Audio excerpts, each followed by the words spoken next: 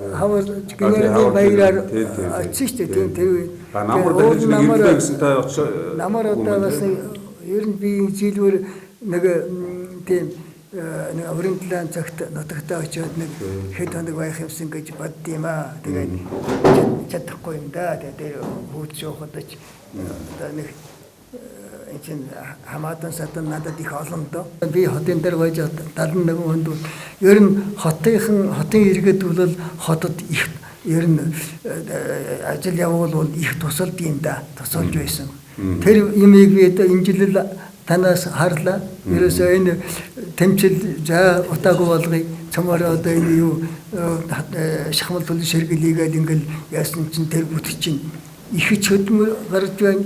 Их ч олон цаг зарсан баг. Их ч уур хөргсөн баг. Тэгтээ үр дүнүүд үнэнхээр сайхан болж байна. Яг тийм тэр үеийг санаж юм байлээ. Тэгээ чи их тийм одоо жижиг чимэглүүр ажил их шаарддаг ажил байна. Тэгээ байнгын одоо бас оролцоо их шаардж байна. Москва хотод бид нэр яг энэ хот байгуулалтын чиглэлээр ажиллах нь ялангуяа саяны ярьдаг нэг Прогор институттэй ажиллах нь их зөв гэж бид үзээд байгаа.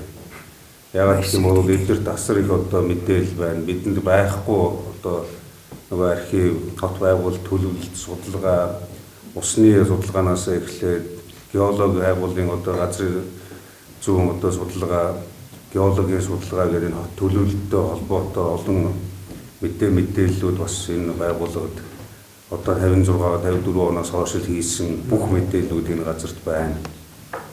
Зарим нь яг манад бас байна, зарим нь байхгүй байна. Тэгэхээр бол одоо цаашаа нэгдүгээрт газар байршлын хувьд ойрхон, хоёрдугаарт харьцахад амар, гуравт ойлголцоход ойлгомжтой. Дөрөвт бол одоо бас ингээд энэ хотын чинь өнгөрсөн одоо ирээдүгээр бүх юм холбоотой явах учраас бол энэ байгууллагатайгаа илүү ойрхон ажиллая гэж. Манай нийслэлчин одоо ерөөсөө дэлхийн том мегаполисуудын хэмжээнд хүрлээ шүү дээ. Тэгэхээр тэр хэмжээг л одоо ажиллах боллоо шүү дээ. Таны ажил бол ерөөсөө энэ чинь сая 200 мянган хүнтэй сая 400 ч хүсэж байна одоо. Одоо ер нь сая 500 гарсан. Энэ чинь бол одоо ерөөсөө олон талын том асуудал, их том асуудлын юунд хүрлээ. Тэгээд одоо чи ингээд бүх юм улс орон хот тосгонууд чинь нээлттэй болцсон, хэл хязгаар гэж юм байхгүй болсон учраас бид нэр одоо эднэртэй зэрэгцчил алах тал дээр анхаарахгүй бол одоо хоцорч болохгүй. Хоцорох юм бол одоо асуудал олбол хүндэрнэ.